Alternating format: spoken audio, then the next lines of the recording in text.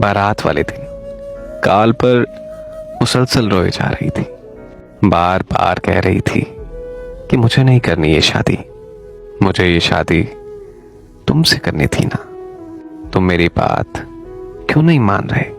Please आ जाओ ना यार।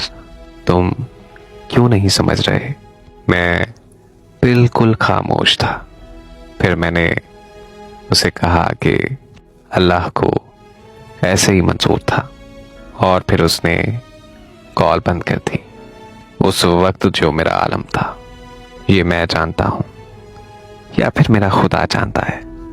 बस सिर्फ उसके लिए दुआ निकल रही थी कि अल्लाह पाक उसे हमेशा खुश रखे।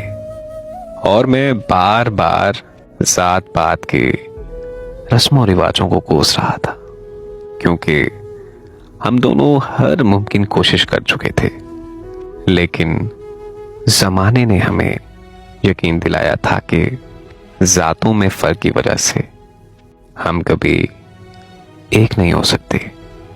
आज पूरे 4 साल हो गए हैं उसकी शादी को, और मुझे गांव छोड़े हुए को।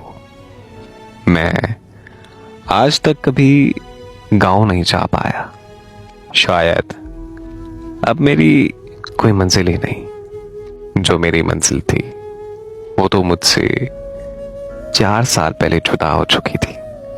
आज तक मैंने शादी नहीं की, बस मैं उसकी यादों के सहारे जी रहा हूं। जब मुझे उसकी याद आती है तो मैं एकदम तड़प सा जाता हूं।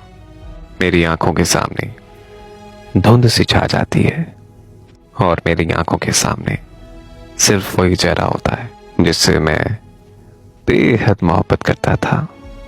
मैं आज भी उसके लिए दिल से दुआ करता हूं कि वो जहां भी रहे हमेशा खुश रहे।